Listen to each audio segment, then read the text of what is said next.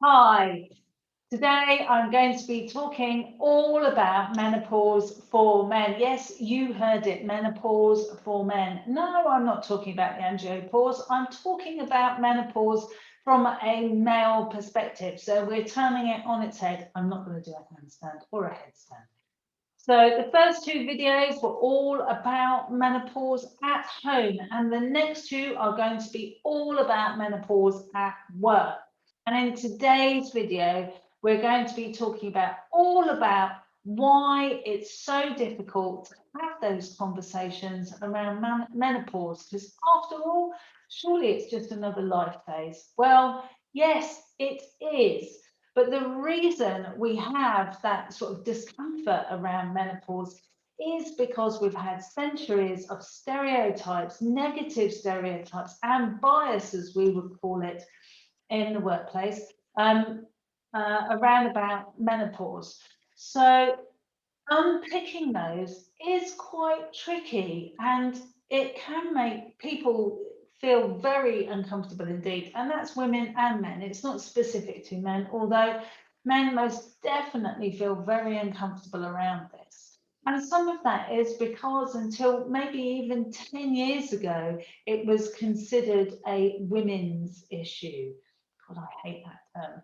So, yes, menopause was a women's issue that women dealt with in silence, in the shadows, and was something that was never mentioned publicly.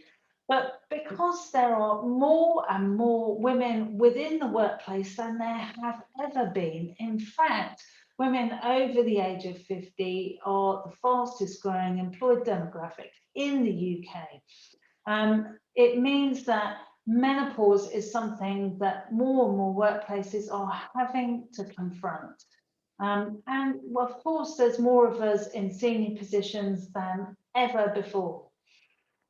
So whereas you men might have been able to ignore this and think, gosh, it's just too embarrassing and too difficult a while ago, that is certainly not the case now. So let's quickly go over some of the facts, because you may not have watched the two videos about menopause at home. So the core facts in this are: the average age of menopause in this country is 51. Menopause in itself is the 12 months since a woman's last period. Now, in this country and in most Western cultures, we think about menopause as the whole thing. So the minute you start experiencing symptoms, that's menopause. But generally, that's your perimenopause. Your actual menopause is just that 12 months. And if you know someone who's had a medical menopause, so maybe through some kind of cancer treatment or a full hysterectomy or an oophorectomy, where they take away the ovaries, they will have gone into an immediate menopause, and that is pretty severe and very, very difficult to manage. So that can occur at any time in life, of course. And 1% of all women have their menopause before the age of 40. So it's not standard by any means. Now, the average age that women experience symptoms is somewhere between the ages of 45 and 55. And there is a list of over 40 symptoms, and you can have one and you can have many of them. You can have like over 30, you can have five, you can have one that really troubles you, five that really trouble you. It is incredibly variable, and it's as unique as your fingerprint. So no two women's experience is the same. And the thing is that it can go on for somewhere between 4 to 8 years on average. I say average a lot with this, but that's just the way with these things. But I frequently speak to women who are in excess of 10 years with their symptoms. So it's incredibly variable. Women don't get a day off in those years. It goes on day and night, every single day and night of those years. So it's highly attritional and can impact women negatively throughout this phase of their career. In fact, the CIPD, so the Chartered Institute of Personnel and Development, said that 59% of women said that it negatively affected their working life. And that's not surprising, but it's a massive number.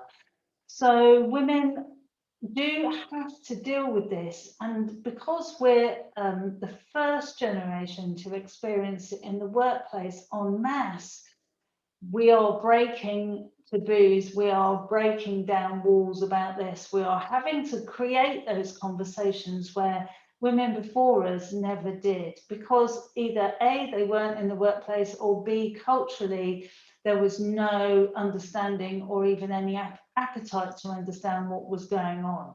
But we're not in that place now. So one of the major issues around menopause is, as I've alluded to in every single one of these videos, is around bias or stereotypes. And if you think back to the media representations of women in the 70s and the 80s, and how we were pictorially represented over 100 years ago and further back than that. So we have the witch, the hag, the crone.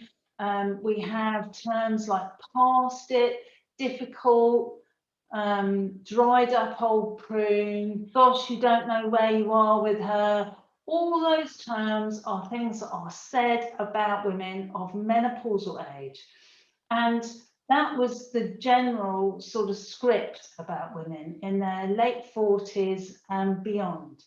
And that was all that was said about women. So if you think that all of that information is playing out in our minds, if you heard, as I was reading out those symptoms, anything that came to mind about, women are difficult, I knew they'd be difficult, or why should they be in the workplace if they're going to be so difficult? If you heard any of that in your head, now is not the time to kind of stuff it down and think to yourself, I'm not going to think about that. That's really not appropriate.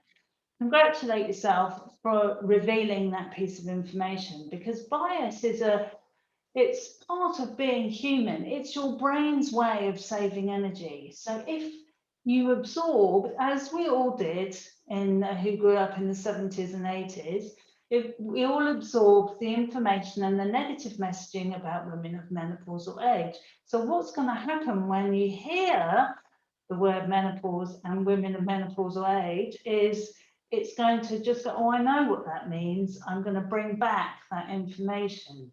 And in comes those scripts, those statements, those negative images about women of this age, without you actually invoking them. They come back by magic. And if they do that, then this is your big opportunity for change. So celebrate the fact that your brain's revealed it, and that's your first step to creating a different way of thinking about menopausal women. Really, honestly, this is not the time to feel guilty. This is the time for action, and action means to replace those images with images of dynamic, strong, capable women, because that's what menopause is. On the other side of menopause, women become incredibly focused, dynamic, and able, more so than they have ever been. So this transitionary phase is like a stepping stone into that power phase. So let's think about some of those more dynamic women than the images that we were shown when we were kids. So Angela Merkel, who has arguably been one of the most powerful women in the Western world, was of menopausal age when she became leader of her party and then became Chancellor of Germany. So she was of that age. We're talking about Kamala Harris. We're talking about Zoe Ball, dynamic, brilliant women, Davina McCall. We're talking about Candy Newton, about Michelle Obama. So these are incredible, incredible women who are a force to be reckoned with. They certainly have not shriveled up and into the shadows and moved back and out of who they are. They have stepped into the limelight and become dynamic, incredible, or more dynamic than they were before. It's a completely natural process to go through menopause, and on the other side, women are incredible. So instead of thinking that those sort of fire scripts that we were given when we were children, it's time to start to seek out those role models, those female role models who are in their late 40s and onwards, who disprove that set of beliefs. And why is that important? It's important because teams with women in are far more successful than male-only teams. It's important because diverse teams create more creative and more successful thinking than non-diverse teams.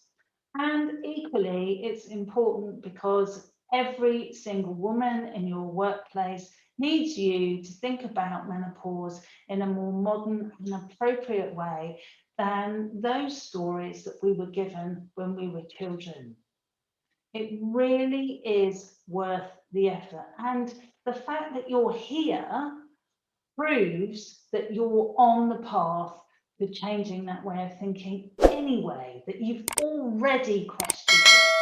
So there's no shame in recognizing that there is some of that programming from when you were a child in the back there.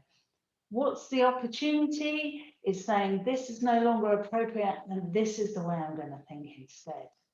And ensuring that you create enough examples of positive menopausal women or women of menopausal age to replace that old thinking.